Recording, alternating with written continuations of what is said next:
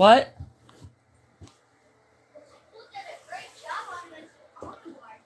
Cool. It's not the school. It's just, come on. I'm busy. You're hot? I'm hot and cold. Okay, well, just sick day. And I still have to work. So, I'm trying to teach her that, like, I gotta work for a little bit, okay? She ain't that sick. I know she's not.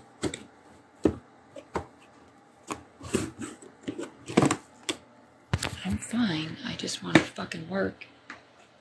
But I don't want to work.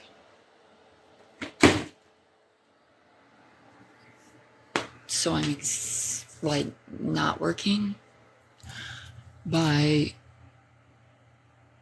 distracting myself by jumping on TikTok. Or I thought I could work on TikTok. I thought I'd just sit here and do my work, and I don't know. My job's not bad. It's great. I'm just burnt out. That's okay. And so yeah. Thanks. I won't put my makeup on. That's what I want to do. My company is kind of like, they blow off, like, the culture is not to really work on Fridays. I work though. It's like my best day. Thank you, Sir Sober, for the rose. I'm alcohol free. I don't know how sober I am every day, but I'm sure I don't need makeup. It's a like. Does that make sense? I like putting makeup on. So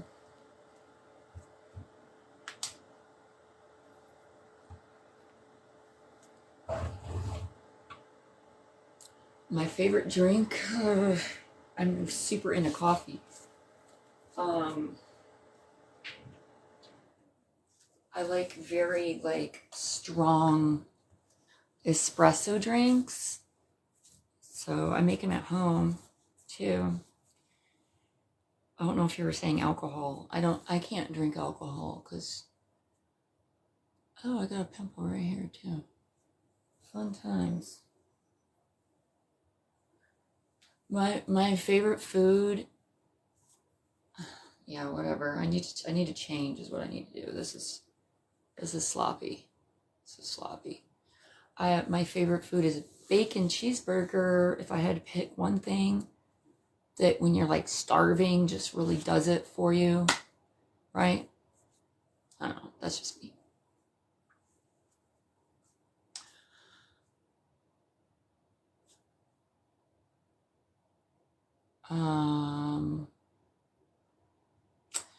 So my daughter's 8, and she just sketched this, which obviously I said is amazing, although I explain, let's just watch your Cuban coffee. What I made today actually tastes like via a Thai coffee or something. I think it's delicious. It's iced, but it's a little too sweet. Thanks for the follow. Appreciate that. And then she sketched this. She's talented. She's talented. The talent is there. I'm talented artist too. So, you guys ever do the fundraisers for your kids at the school? They finally did it right and sent me home a box of chocolate with cookies, these big giant cookies, $2 each. But it's a fundraiser, so I'm gonna keep dipping into it. I'm hungry. Here's a cookie. Put $2 in the box. Shut up. In the middle of the night, I'm like, chocolate bar. So yeah, my kid's really eager to sell these cookies so he can get on the party bus. He says if he sells 40 boxes, he'll get a PS5.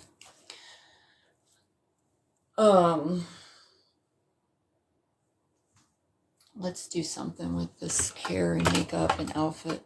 I have to work. I thought I could like work while I was like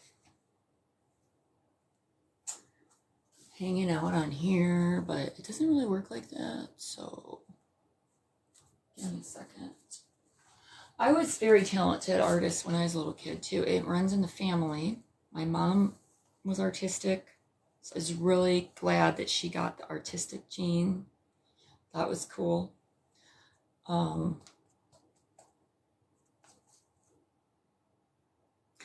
I think my son will probably get there too, honestly. I think he will. He's only 6, but he's done some things that are pretty good for his age.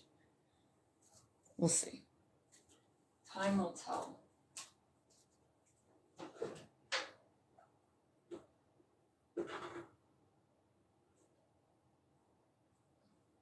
I don't know if this stuff works that good. It works a little, but not that good. Yeah, so she's, I get to brag about her because she's cheating. God is here. Good deal. She's in the gifted and talented program. I don't usually brag, so it's just like, because I feel like I'm a failure as a mom, like 90% of the time. So it's like, she's gifted. Thank you.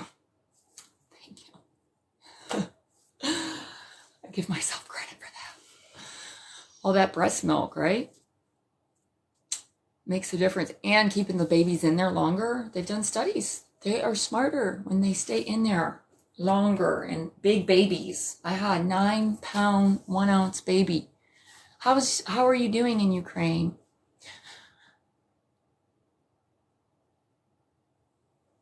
Or you're from Ukraine, so you're here in this America. Are you guys cracking up about the refugees being sent to or migrants rather?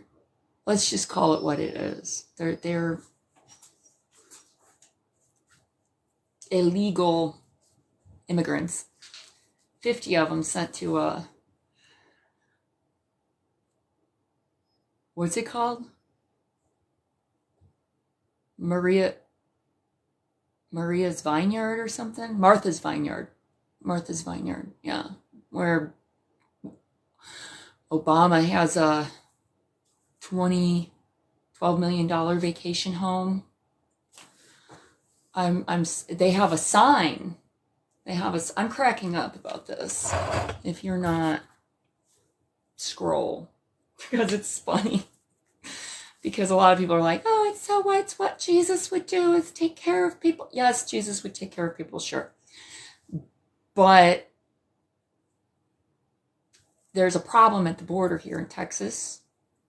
Like, there's like 49,000, they did a comparison, 49,000 immigrants in the border town living there, where there's only like, well, yeah, I know you have a war. I just don't. Do you know what doing in my Ukraine? I don't know what we're doing in your Ukraine. No, I don't. Honestly, I have no idea. I don't know the truth at all. I know that our government decided to send millions and millions and millions over there and millions of weapons over there, and you have war. Yeah. We know that much. So, but I don't really know why. I don't know what the truth is, because I don't think we're getting the whole story. You know? I think we're getting bits and pieces, and they're painting out, the Soviet Union a certain way, Russia, whatever you want to call it. I can't really say anything about it because I don't really know all the facts. I don't know all the sides. I don't know what's the truth. But anyway, there's a major issue with people walking over the border now, okay, here in Texas. So there's like 50,000, migrants in a population of like 35,000 or something. They've like taken over this town.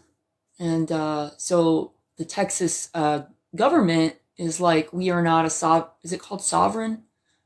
I don't know what it's called. But basically, we don't get money from the federal government to take on refugees or migrants, whatever you want to call them.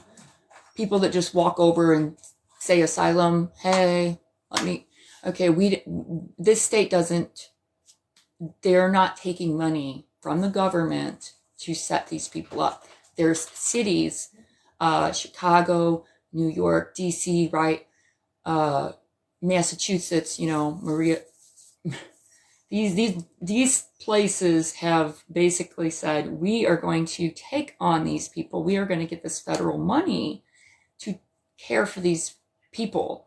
So they're taking the buses, and these people are willfully going on the bus and getting shipped to these areas, and they're happy to do it. And so now they're saying, DeSantis out in Florida put some people on a couple planes.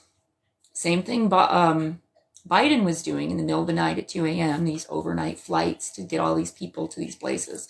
But now they're trying to press charges saying he's kidnapped people because he sent 50 of them to Martha's Vineyard, which is a very, very wealthy area, community with big, big money where Obama, what's his name? Yeah, Obama. His $12 million mansion, right? So there's a sign that they have that says, we welcome everybody and we support all of these people. I know, I love DeSantis. I love Abbott. Abbott started this trend because he started busing them. They bust him to the border czar's house in DC or whatever. We have a border czar. And so, so that cracked me up. But they're making a big ordeal trying to say they're using humans as pawns, and they're spinning it, you see, completely opposite of what the truth is. When their states didn't take federal money to set these people up, okay? So they need to go. They bust in Chicago where that mayor is now saying, that's not the Christian thing to do. But it's like, you wanted these people here. You don't want to secure the border. You want to care for these people. This is your border policy. Here you go. Here it is. And I think it's great. Personally, that's the blue cities are taking them. Pretty much any major city for the most part is blue, but that's that whole, which people don't understand, the electoral college is to prevent a mob mentality. A mob is when there's a bunch of people congregating in one area that they can only think the way everyone else thinks. So there happens to be extremely highly populated cities, millions and millions and millions of people where they just kind of swing one way with the social programs. It's just how it is, right? Because they want money from the federal government. The cities want the money. Hello. Okay, we'll do it. We'll do it. We'll do it. We'll take care of all these people. Give us our money. Let me have the money. But do they take care of the people? No. You know what they do with the money? Let's paint Black Lives Matter on a street in front of Trump Tower. Let's do that. Let's have armed staff. Let's pay for the cops to make sure nobody puts graffiti over it. That's what they do. So I can't handle. I've been off of politics for so long. I've been staying away from it because it was just a sore subject and it would get me all worked up. And I don't want to have division with people. I don't want people, saying I'm a bigot or I'm racist or I'm that. It's not true. It is not true. Like, so but there's just certain things that drive me absolutely mad. And it's frustrating, and it's just, everyone's scared to talk about it because they don't want to offend anybody. And it's like, I don't know. You got to get to a place where people can openly discuss without having major conflict, and they can express. It used to be called debates, where you would have your evidence that you'd be spitting out, the other person would have their evidence that they would, and then people could come to a decision from hearing both sides, right? But now it's like, this is the only side we want heard, and anyone who hears a different side is racist.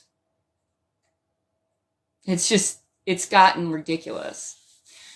So, and I'm like, and then I'm, as a white person, I have to sit here and be like, oh, I'm colorblind. Oh, how dare you be colorblind? It's like, you can't win. You have white privilege.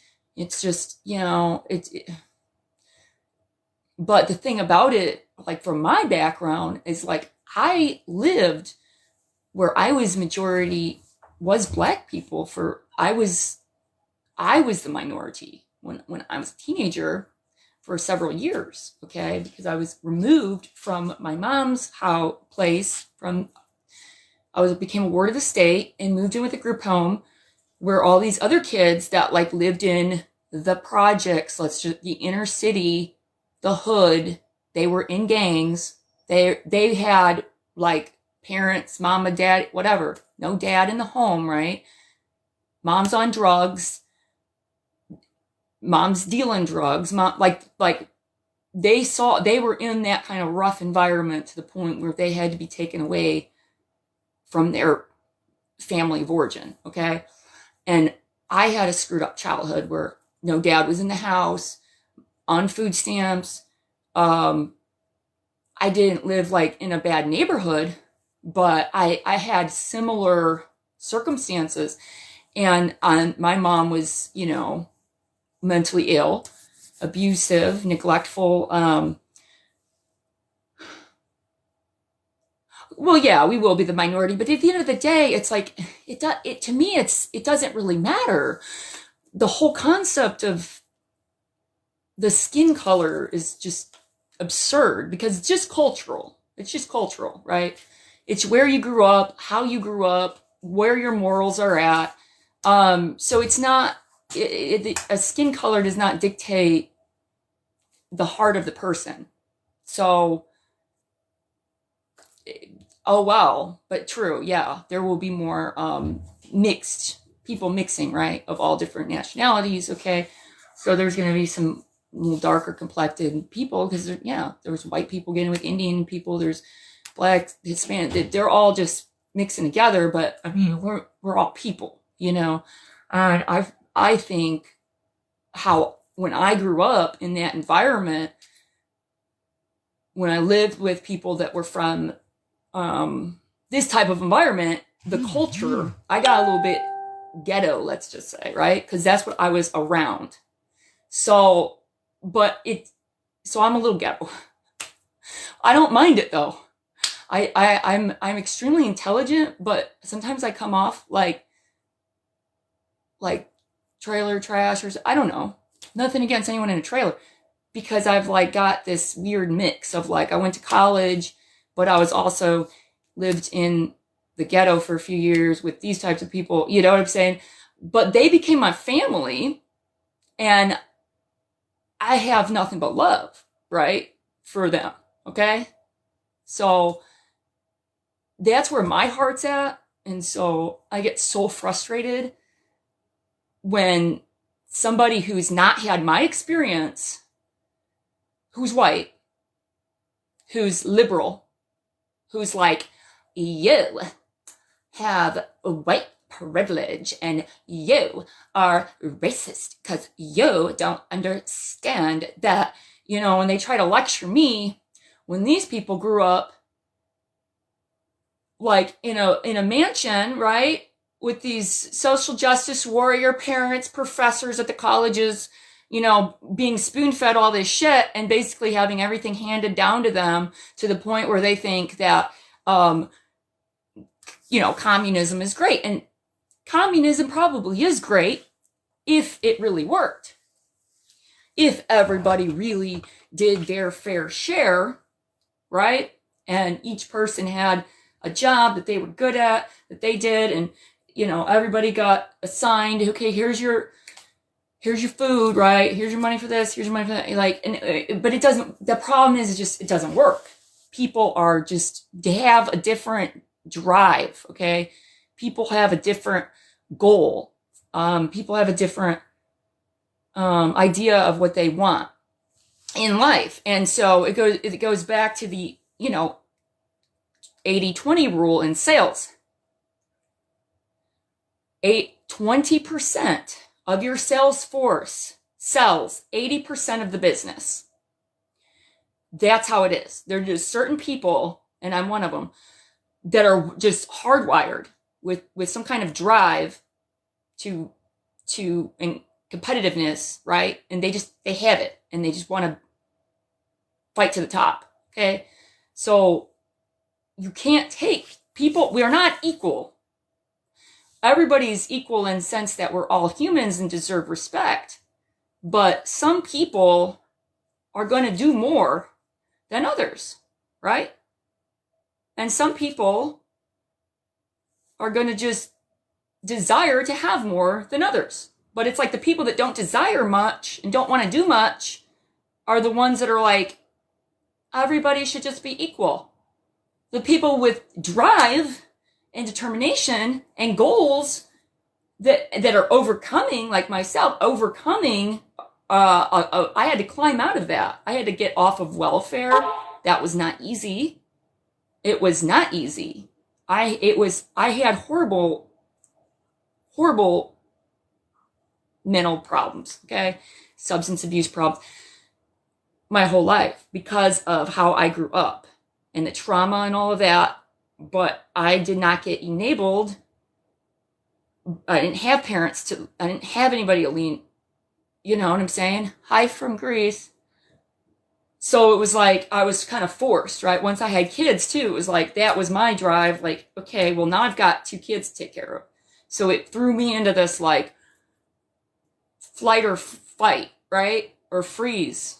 So it's been nothing but a fight, right? Sometimes freezing up, but I'm fighting for survival. For the, and it becomes more of a survival of the fittest. And then you can get a little ghetto when you start thinking about, you know what? If it all comes down to it, and we're all on the streets without any cops help protecting us, and we got to protect ourselves, and there's food shortages, and if it comes down to that, in like Hunger Games, like I will prevail in that type of environment. What? Oh, yeah, I don't like the lead in those pencils. They're kind of tiny, thin lead. Oh, yeah, I don't like the lead in those pencils. They're kind of tiny, thin lead. Or whatever, but... Anyway, I'm just rambling. Because one chooses to excel doesn't mean it's up to that class to support the ones that... Right, and that's what I'm trying to say. It's like, that's the problem. Lying up treasures in this world of a kingdom with overcoming this world. Yeah.